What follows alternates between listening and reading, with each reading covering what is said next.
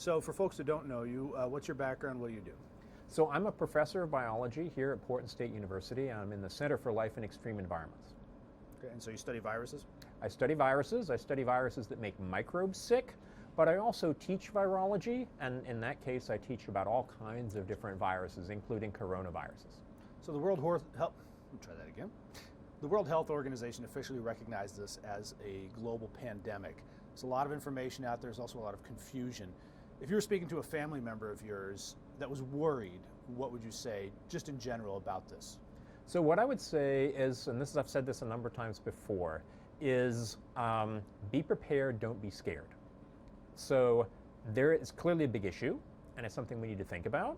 But I think being scared, being panicked about it is really exactly the wrong thing to be doing. What's the right thing? So the right thing to be doing, again, is to be prepared. So follow some pretty basic public health mechanisms. Washing your hands is great.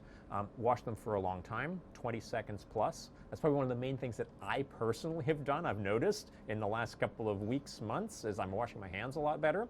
So that's one thing to do. The other thing is to be careful with yourself around other people who might be sick. Stay a certain distance away from them, particularly if you're in one of the higher risk categories. You asked about the family. My mom is 77. I'm going to visit her over spring break next week, and we have talked about what we're going to do in terms of if anybody in our family is sick. What are we going to do? Are we going to call off this trip or not? So far, no one is. We're just continuing to go on the trip. Does it make you nervous? A little bit, to be perfectly honest, but at the same time, I feel that I have prepared as well as I can, and my mother also has a PhD, is also prepared quite well. So in the past we've seen kind of similar outbreaks, SARS and MERS in the East. What's the difference between this virus and those viruses? So two really major differences in terms of symptoms. The main one is that both SARS and MERS are much more deadly. SARS is about a 10% case fatality ratio, not a rate. MERS is actually about 30%, but those viruses are very poor at transmitting from human to human. On the other hand, this new virus, SARS-CoV-2, horrible name, is much worse at transmitting from person to person, much worse at causing disease, but much better at transmitting from person to person. So it spreads easier, but it's not nearly as deadly. Exactly. So it spreads much more easily than SARS or MERS, but it's nowhere near as deadly. You mentioned symptoms. Can you have COVID-19 not experience symptoms, and for how long? That's a really good question, and I think the answer is we don't know. So we're trying to get more and more testing online so that we can understand this. And so testing people who don't have symptoms, the problem is we've got very few number of tests right now. So it's hard to test everybody. So you can't go around just testing absolutely everybody who has no symptoms and see. What you have to do is wait then until they have symptoms and then test them. But then how do you know if someone has the virus and is not actually being able to be transmittable? So there's nothing concrete on an incubation period. So the incubation period, what people have done is they've seen when someone has been infected and then how soon it is until someone else who they're close to, usually in a family, they then become infected. And so that's when you have a bit of an idea of the infection period. And then the incubation period appears to be around about 5 days, but that's because you know when they were first in contact with that other person until they start to show symptoms. The big question is, and probably what you asked already, is in that 5 days, are they then infectious? And the answer is we really don't know. But it's looking like, so I'd heard previously up to 5 weeks you could have this and not have symptoms and be transmitting stuff, but it seems like they've narrowed it down a little bit since then. No, so 5 weeks, I'm not sure where you got that number from. It seems to be much, much shorter than that. Now, 5 weeks, usually people have then really pretty much recovered in most cases, unless you have severe disease. And one thing to remember is that 80% of people actually have pretty mild disease. And if anything, I think that number is probably going to be higher than 80% who have very low amounts of disease, just because, again, we've just been testing the people who already have symptoms. So 15 to 20% of the people that get this will actually be really sick. Well, it depends on how you define really sick. I think that 20% are going to have those symptoms that they're probably going to be seeking help from a medical professional. Now, in terms of actual numbers, percentages, those that end up in the hospital, that kind of thing, those are a lot harder to say. We've heard different things about how this virus spreads and how people should protect themselves. Some say washing hands. You mentioned washing hands, but I've also heard that that's not the primary form of transmission, that it's droplets in the air. It's when people cough and sneeze, breathe on you, close proximity. What's the right answer here? I mean, we hear from everybody to wash our hands. Yeah, so washing your hands, but you're exactly right. It's really respiratory droplets. And so whenever you cough, sneeze, but actually even talking, it's a good thing we're about far enough away from each other. We're probably good now, about 6 feet, which is great. These respiratory droplets, when they come out, they'll actually fall down to the floor or whatever surface they're around. And so if you're within that, usually about 3 feet, people say about a meter, then the respiratory droplets can pass pretty quickly. And even if it's not sneezing, coughing, you can have transmission that way. But if it's people are further away, something lands on a surface, then if you touch that surface with your hands and then touch your face, that's how you can get transmission. Now, it's possible, clearly, that transmission can happen that way. No one's actually proved that transmission happens that way. The proof has really been definitely direct respiratory droplets. And that the distance thing you mentioned, that's a bit of a gray area too. I think the state guideline is 3 feet, but you're saying 3 feet is when it can be transmitted. So what's a good buffer then? So there's, and this is mostly data from the WHO and CDC, which are the great places to go, cdc.gov in the US and who.int, just for all of the world, is really what happens. And if you think about what happens with the respiratory droplet, it goes in this parabola. So comes out and then will sink. And the further away you are, the less chance you're going to have of actually getting something before it's sunk to the ground. So the closer it is, the more likely, the further away, the less likely. And what that ends up meaning is, beyond 3 feet, most of the respiratory droplets will have fallen. Once you're out at 6 feet, then pretty much all respiratory droplets, even if I've been sneezing or coughing really heavily, are really unlikely to get to you. So cover your cough.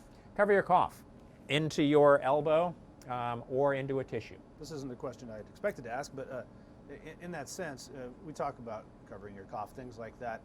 Is the material you're wearing then, does that transmit disease as well? Should you be careful with washing things and things like that? So that's actually a great question. That's something I've asked myself exactly in the same way. I would say don't rub your face with your elbow. But at the same time, really what you're doing there is you're protecting other people when you do that. It's not going into somebody else's face. And so if you happen to have the virus and you're coughing it up, you already have it. So you put it back on yourself, you've already had that. Say you have a child, though, or something that you're taking care of that you right. put in the crook of your arm. You're putting in your crook of your arm. I would actually be careful about that. And so definitely better if you have tissues, use tissues and make sure you throw them away, don't reuse them. And if you are coughing into the crook of your arm, I'd say put a blanket down before you put your baby in your corner of your arm. So far it seems like children are largely unaffected, or at least less affected by this virus. So what, if anything, do we know about the reasons for that? So we know very little about that. That's a great question, and we're trying to figure this out. Lots of researchers are trying to figure out why it is, because usually, think about the flu, it's the very young and the very old that have problems, but here, that very young population is just not having problems with the disease. Apparently they're infected, although those numbers are not entirely clear either, but they're not getting sick, which is great, but at the same time, why is that? And so people are actually trying to use that information now to understand how we might be able to treat the disease, understand what it is about the kids, which makes them resistant to getting the disease. For people at the highest risk, folks 60 and over, people with immune deficiencies, what do they need to know? What do their families need to know about how to protect themselves and how to protect their loved ones? So I would say the main thing there is to be very careful about your hand hygiene and maybe stay a little further away from them. If you don't know what your status is, and particularly if you have some kind of cough in particular, coughing seems to be a major part of the coronavirus symptoms. Sneezing less so, runny nose less so as well. But if you have a dry cough, I would say stay away. That's what I'm going to be doing with my mother in a couple of weeks in spring break. If I start coughing, I'm going to make sure I'm a pretty long distance away from her. Based on the way the virus has spread so far and what we've seen in the populations, is there any way to predict the length potentially of this pandemic, how long it's going to last? I would say no. And in fact, I was just reading something today, I think it was the ex-head of the FDA, I believe, who said anybody who makes a prediction about this really doesn't know what they're talking about. One prominent expert I heard on NPR this morning on the radio, somebody from Harvard saying that people should be potentially prepared to do this social distancing thing for up to 2 years. Is that feasible? That seems pretty far out. That seems like a really long way. I did not hear that story. That seems like a really long time. Hopefully in a year to a year and a half, there'll be a vaccine.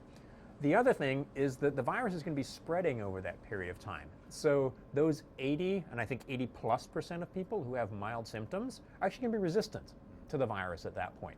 The other thing is we'll have a lot more testing. We'll know a lot more about the virus and how it's spreading in the community.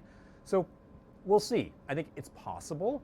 I think it's going to be really hard for society to stay that far apart, canceling the NBA season for 2 years. I think that's going to be very difficult. But we'll see. We're going to learn a lot in hopefully the next few months about what it means and where things are going to go. It seems like the entire world, the United States in particular, was pretty unprepared for this. Some would say grossly underprepared. Is there any way to have been better prepared for something like this, or is this something you just can't plan for? So I'm going to put my academic hat on now and say one way we could have prepared a lot better for this is, there was SARS in 2003. That was, 17 years ago now. We could have developed some anti-coronavirus medicines since then. We haven't, or we didn't, I should say. People are trying now desperately to try and come up with some. And so that's a way we could have prepared, thinking that there's going to be another virus come out. So we had SARS, people studied a lot for a little while, went away. Then MERS happened. People studied for a little while and went away. Well, actually still MERS is around.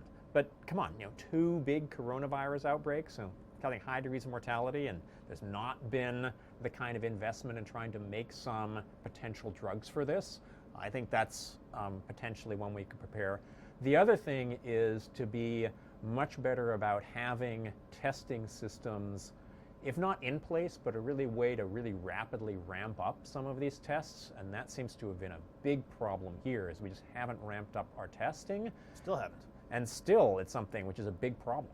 Why did that happen? Why did researchers drop these viruses? Did the money dry up once it wasn't a problem anymore? So that's exactly it. It was the money that really dried up. And all of us, myself included, we're dependent on funding from mostly the national government, National Institutes of Health, and the National Science Foundation. The amount of money which has been available for those groups has been going down relative to inflation pretty consistently for many years now. It's becoming incredibly competitive to get that kind of money, and it seems to be the disease du jour, if you like, is the one which is going to get the funding. So in that sense, was the world kind of asking for this? Again, really good question. Are they asking for it? I think it's pretty clear, again, just historically, SARS, MERS, but also Nipah, Hendra viruses. These are numbers of outbreaks that are happening. Ebola as well is coming back again and again. Just in terms of the way we're living, there are going to be more and more of these outbreaks, some of which are going to become pandemics, just like this novel coronavirus has happened. I think we're going to be seeing more and more of these, so better to be prepared. We mentioned this earlier, but both Oregon and Washington have announced what amounts to a ban on mass gatherings of 250 people or more. Right. To me, that number seems almost arbitrary. Is it arbitrary? Is there science behind it? Why 250? So 250 is really just about the statistics. And it's a lot of the numbers and basically trying to make estimates. And that's, again, part of the problem with testing. If we had more testing, we know a lot better about what numbers would likely to be. But if you think about the number of people who are positive, just spread it out in the general population, what's the likelihood in a group of X people, call it 250, likely that one of them is actually going to have disease and be able to spread it to the other people in that group? And again, it's purely statistics. You look at the numbers you have, the number of people you have in a particular environment, how many people are likely to get together until you have at least one who is likely to be spreading disease. So do we trust that number, that the people that came up with it know what they're talking about? I think it's a pretty good number. I think if anything, it's really on the conservative side, because as I mentioned, we don't have that much testing. And so I think as a public health official, which I am not, I would much rather to be on the conservative side and say, hey, assuming that we've actually got many more cases than we have actually tested for, let's then say, okay, with those numbers, we'll say 250 is a pretty safe number. The governor said this morning, Oregon's governor, that it's critically important for kids to remain in school for the stability, for some of the services they get there. Yet in the Seattle area, there's school districts closing for 2 weeks. Is there a right answer? I think what you have to do, again, is look at numbers. Way more numbers in Seattle than we have in Oregon. So that's one thing to look at. And then, what are the structures? I think it's going to have to be sort of an individual case where, it makes sense for one school to close, it doesn't make sense for another school to close. And there are lots of balancing acts that have to take place. And again, that's a decision that I don't feel I have enough information to make that decision. I'm going to defer to people like Oregon Health Association, the people who are giving advice to the governor, to say, this is their best bet, this is what you should do. Same thing for universities. A lot of them have canceled classes. They've gone remote with their education, going online with testing and finals even. And some of them saying don't come back after spring break, at least till we get this sorted out. Yet there's other universities outside the state that have told students to go home, don't stay in the dorms. That hasn't happened here with the local universities. They didn't tell students to go home. Is that a mistake? Should that be more of a separation where these kids are clustered together in these close quarters? One of the things, so curiously enough, right before we started talking, I was chatting with some of my colleagues at multiple different universities exactly about that question. And there's a lot of variables you have to think about. A lot like closing schools is that, maybe the university is the only place this person has to live. They're dependent on financial aid, they're dependent on the food, they're dependent on the medical resources which are present at the university. And it's going to have to be something that is going to vary from university to university. The students you have at Portland State are going to be very different than the students you have at Harvard.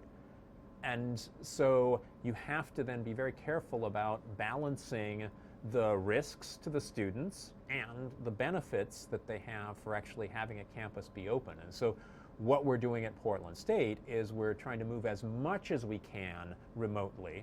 And that's literally just to lower the number of people who are going to be contacting each other, just like we were talking about before, that, that distance away. If you're in a lab where there are 50 people packed into a really tight space, there's going to be less than 3 feet away from each other. If you then have the number of people who are actually there, then it's now 6 feet. Is there any indication this virus is changing in any way, or is it the same thing that we've seen? Is there a chance that it could mutate at some point and be either less contagious or more contagious, or more damaging to the body or less damaging? So mutation happens. For all viruses, mutation happens. Anytime that a virus makes more of itself, particularly a virus like the coronavirus, it makes changes. And you talk of those changes as being mutations. So any one of those individual mutations can change how the virus works. The vast majority of mutations actually make the virus way worse at making more virus or making someone sick. There'll be a few changes that would maybe make it easier to transmit, and maybe something that would make it more sick, make you more sick, excuse me. But if you think about it in a holistic sense, again, evolutionarily, the virus depends on infecting someone and that someone then producing more virus. So from an evolutionary point of view, killing your host is like the absolute worst thing that a virus could do. Evolutionarily, the best thing for a virus to do is to be able to spread really well, but actually not make its host, whatever gets infected, very sick. So the balance that you see between, mutations that then would have something that's more transmittable versus something that makes you more sick, it seems that more transmittable is likely to happen. And there is evidence for this in bird flu, as we were talking about before. Bird flu, they did experiments. They actually got the transmission to go up, but the infectivity went way down. And that seems to be pretty common. Again, it's an evolutionary point of view. If you think about it from the virus's point of view, which I love to do, put myself in the head of the virus, totally over-anthropomorphizing here. But from a virus's point of view, killing your host is the absolute worst thing that you can do.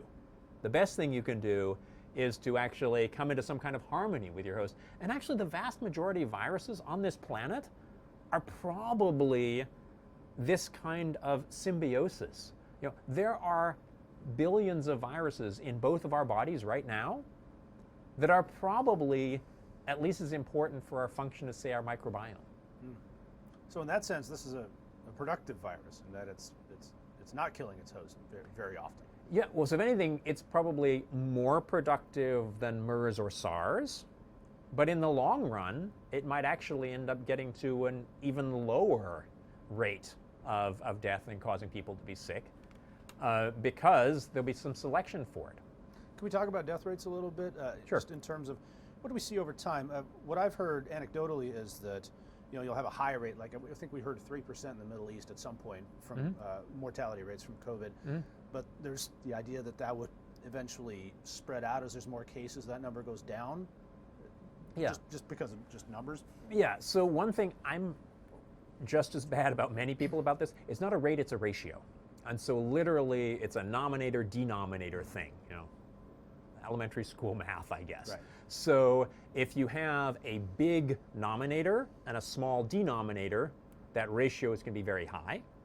And the very first, when the disease first was found, who you're testing? You're testing the really sick people and the people who were dying. So you had a really big nominator and a very small denominator because you weren't testing that many people. The more people you test, the denominator, the bottom number, goes way up, and so the ratio goes down. And so that really has seemed to be what's happening. And if you look at the actual ratio at any point in time, very early on in China, the ratio was really high, the number of deaths to the number of people who were actually then diagnosed. But the further on you went, you got more and more in that denominator, more and more cases, but the number of deaths didn't go up anywhere near as fast. And so that's where I think we're seeing some differences. And it's really a time thing. That ratio changes with time. That ratio is going to change with medical treatments. It's going to change with how good we are at dealing with the disease. So there are lots of things that will change on that. But in general, I'd say almost all the time, that number is going to go down just because you're going to have more testing, more people, and you're getting better at keeping the people in the denominator alive. Based on what you know about this one, is that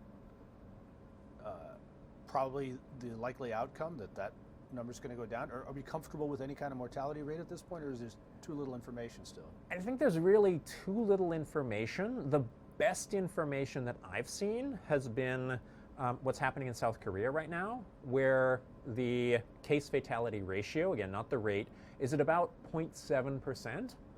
And these are people who are actually then have been diagnosed, and then 0.7% of those are actually dying. And this seems to be staying relatively constant. Interestingly enough, in China, outside of Wuhan, the numbers seem to show exactly the same thing, about a 0.7% case fatality ratio.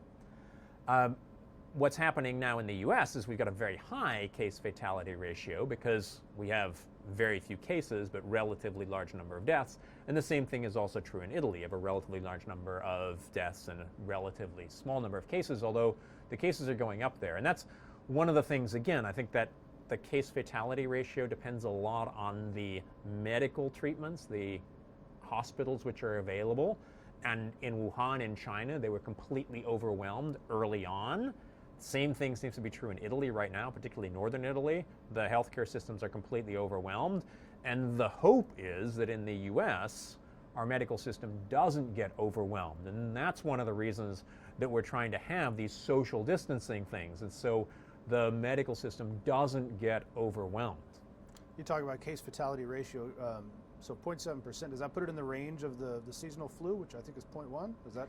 Yes, so you're exactly right. The seasonal flu is at about 0.1, and this would be 0.7. So that's 7 times more, which is, I think, considerable.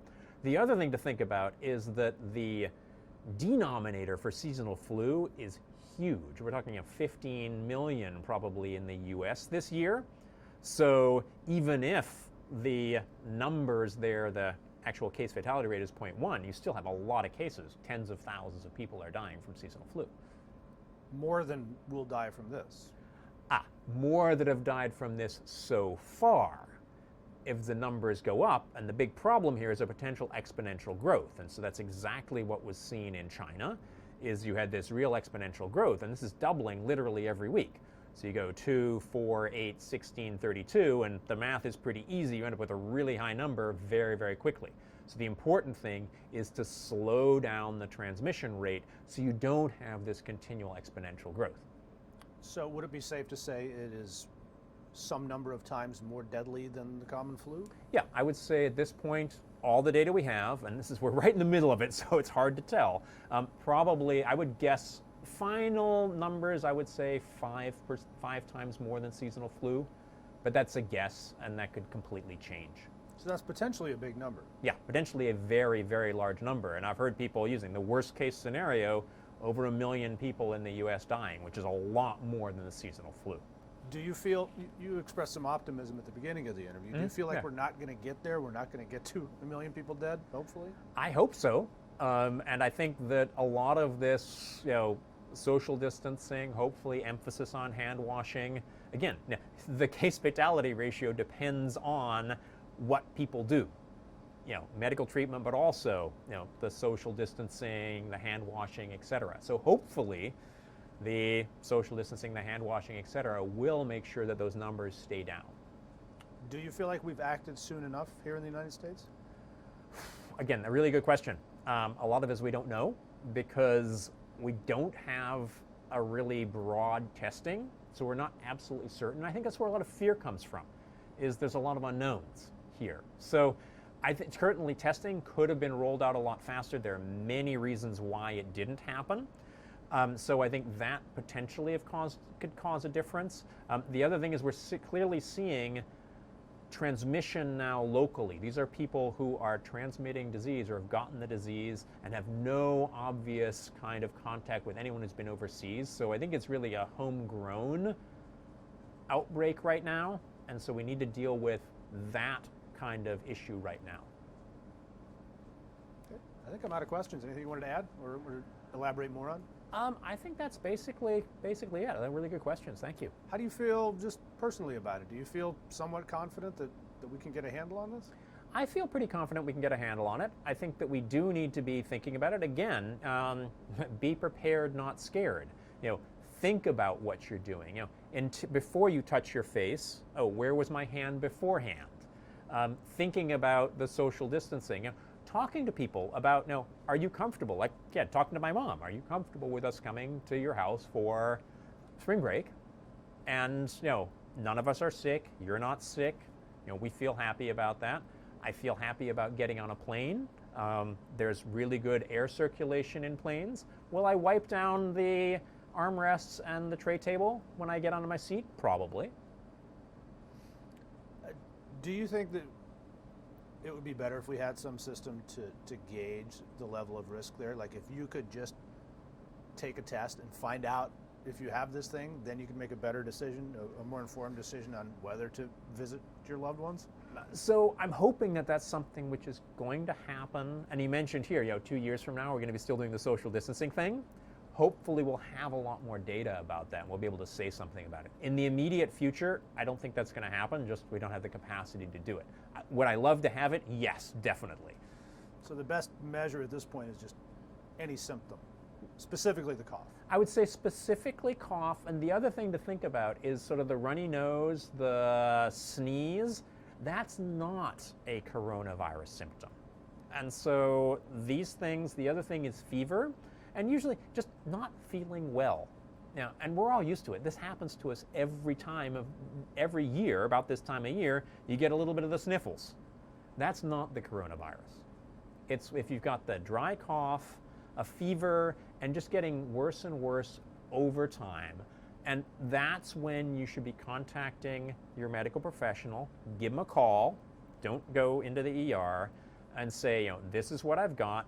They'll have a much better handle on what those symptoms are and whether you should be concerned or not. And if they feel that you do need to come in, they will let you know and give the right parameters. Should you have a mask? Should you go to a specific place? Should you do the drive-through? Hopefully we'll have drive-through testing at some point before too long. That's the kind of thing that hopefully is going to happen. But this is a really evolving situation. So we'll see, I think literally in the next couple of weeks to months, it's going to change a lot.